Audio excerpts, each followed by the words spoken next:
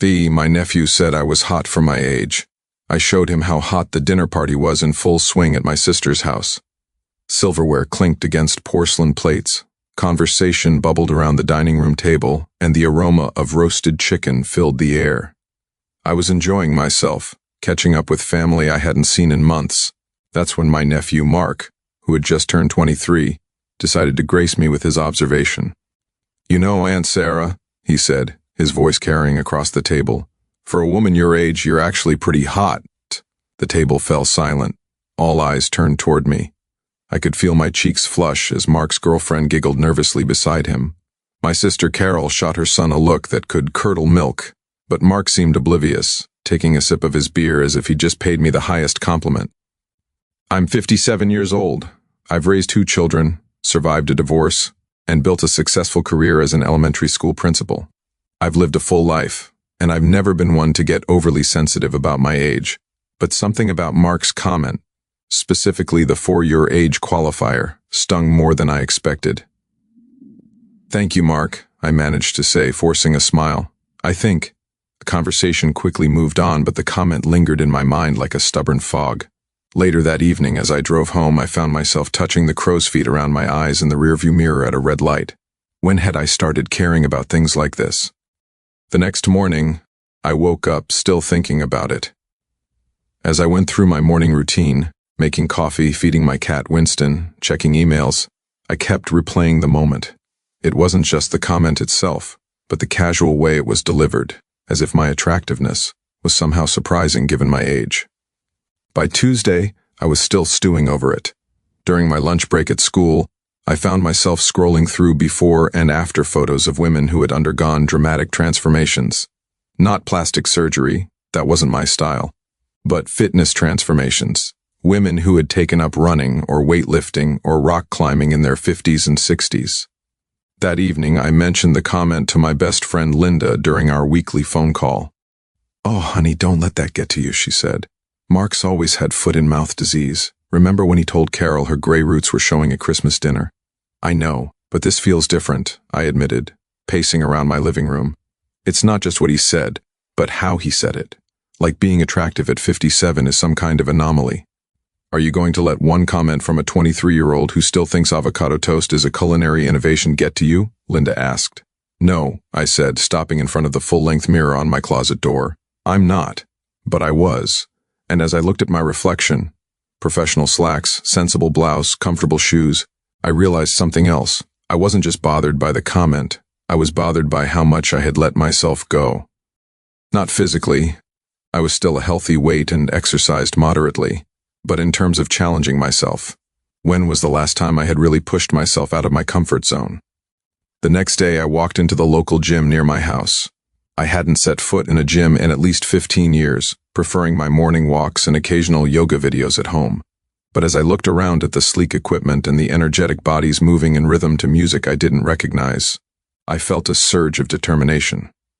"Can I help you?" asked a young woman with a ponytail so tight it must have been painful. "I'd like to sign up for a membership," I said, my voice stronger than I felt.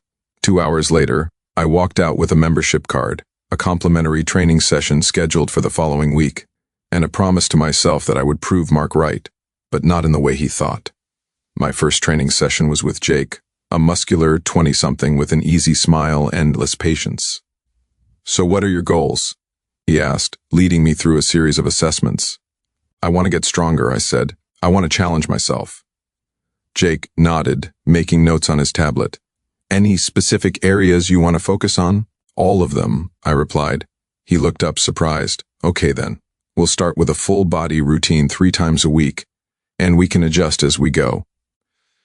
The first few weeks were brutal. My muscles ached in ways I hadn't experienced since giving birth.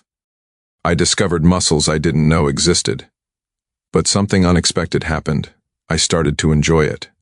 I enjoyed the feeling of pushing through discomfort, of lifting slightly more weight than the week before, of the endorphin rush that followed each session. By the 1-month mark, I had added 2 additional training sessions per week and started taking spin classes. The other gym members, mostly decades younger than me, had stopped staring and started nodding in recognition as I passed by.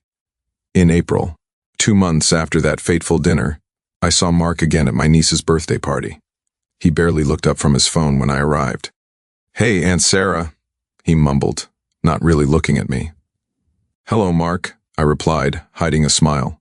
It wasn't until we were gathered for the birthday cake that he really looked at me. "Whoa," he said, his eyes widening. "You look different. Did you change your hair?" "No," I said as Carol shot me a knowing look from across the room. "Same hair." "Huh," Mark said, studying me. "Well, you look good. Really good." "Thank you, Mark." As spring turned into summer, my transformation continued. I wasn't just getting stronger, I was getting bolder. I started hiking on weekends, tackling trails I would have shied away from just months before. I bought a bicycle and started cycling to work when weather permitted. I even tried a kickboxing class at the gym, discovering a fierce competitiveness I hadn't tapped into since my college tennis days. In July, I saw a flyer at the gym for a local Tough Mudder event scheduled for September. For those unfamiliar, Tough Mudder is an obstacle course race designed to test physical strength and mental grit. Participants crawl through mud under barbed wire, climb walls, jump into ice water, and run through electric shocks, all while covered in mud from head to toe. I stared at that flyer for a long time. It was ridiculous, of course. I was a 57-year-old school principal, not an extreme athlete. But then I thought of Mark's comment, of the way he had qualified his compliment with, "for your age." That evening I signed up online. Training intensified. Jake designed a program specifically targeting the obstacles I would face. We practiced rope climbs, wall scaling, and carrying heavy objects across distances. I added running to my routine, gradually increasing my distance until I could comfortably run 5 miles without stopping. The first time I successfully climbed the 15-foot rope at the gym, a small crowd gathered to watch. When I reached the top and touched the beam, they actually cheered. I slid down, my hands raw, my arms trembling, but grinning from ear to ear. "Never too old to learn new tricks," I said to Jake, who was shaking his head in disbelief. My family had mixed reactions when I told them about my plans. "A Tough Mudder?" Carol asked over the phone.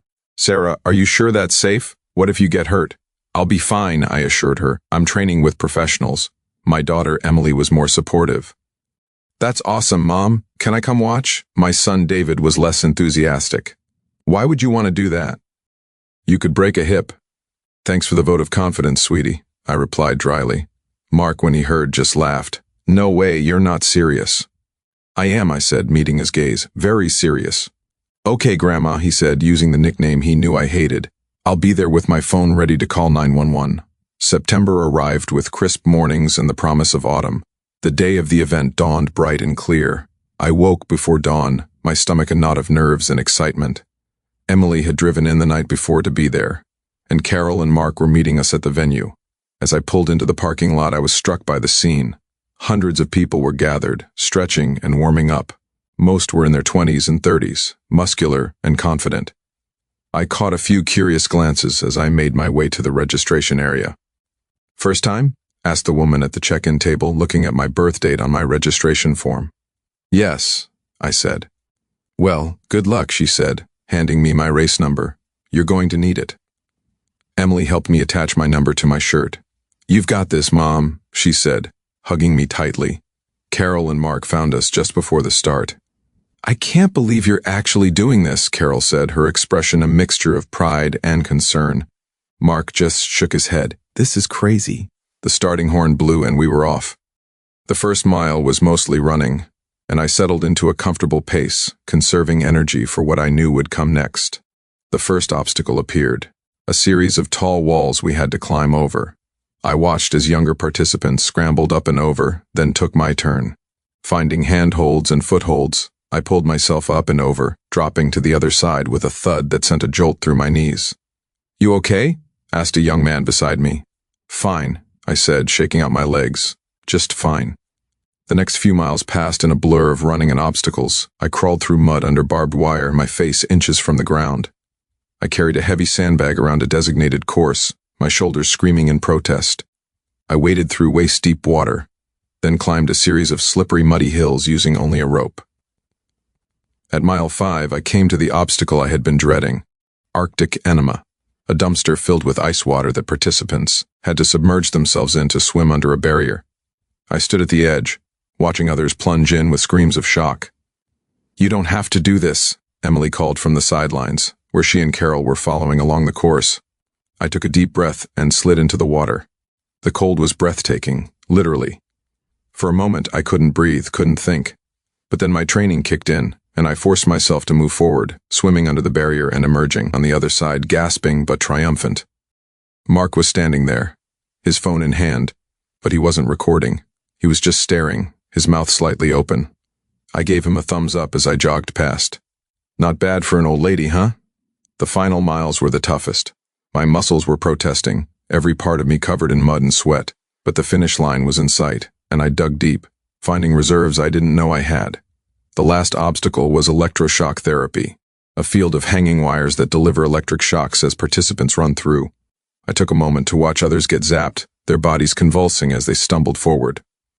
Last one, I muttered to myself. I took a deep breath and sprinted forward. The first shock caught me in the shoulder, making me grunt in pain. The second hit my leg, causing it to buckle. But I kept moving, dodging and weaving through the field until I burst through the finish line. Emily and Carol were there, cheering wildly. Mark stood behind them, his expression unreadable. A volunteer placed a medal around my neck, and I bent over, hands on my knees, gasping for breath. I had never felt so exhausted, or so alive. That was incredible, Emily said, hugging me carefully so as not to get too muddy. You're officially the coolest mom ever. Carol was crying. I can't believe you did that. You're amazing. I looked at Mark, who was still standing there, staring at me. Well? I asked, raising an eyebrow. He shook his head slowly. I don't know what to say. That was impressive. Just impressive? I asked, grinning. He actually smiled. Okay, more than impressive. You're a badass, Aunt Sarah. Later that evening, after I had showered and changed, we all went out for dinner to celebrate. I was sore in places I didn't know existed, covered in scrapes and bruises, but I had never felt better.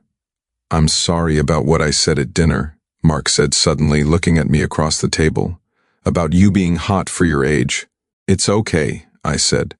No, it's not, he insisted. I was being an idiot. You're not hot for your age. You're just hot. Period. And you're tougher than anyone I know, including guys my age.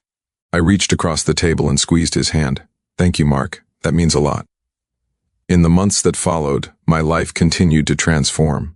I didn't stop at the Tough Mudder. I signed up for a 10K race, then a half marathon.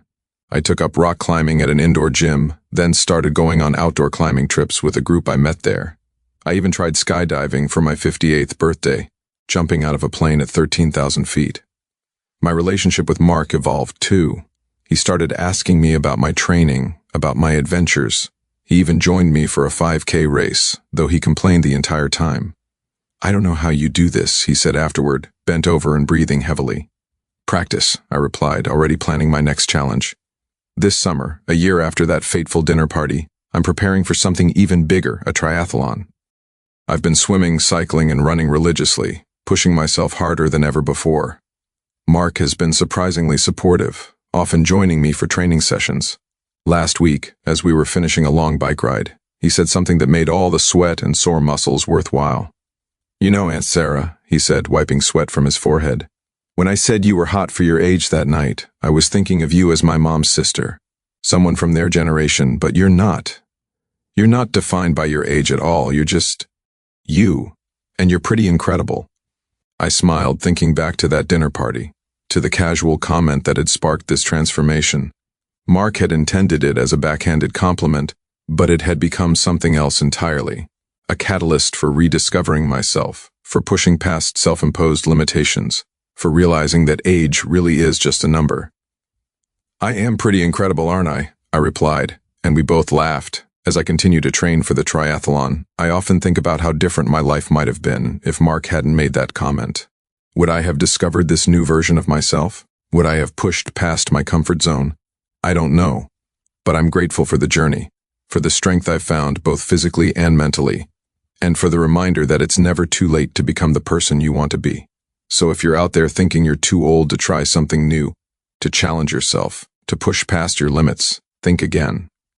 The only limitations that truly exist are the ones we place on ourselves, and sometimes it takes an unexpected comment from a well-meaning but clueless nephew to help you see that. Now, if you'll excuse me, I have a triathlon to train for. After all, I have a reputation to maintain and a nephew to impress.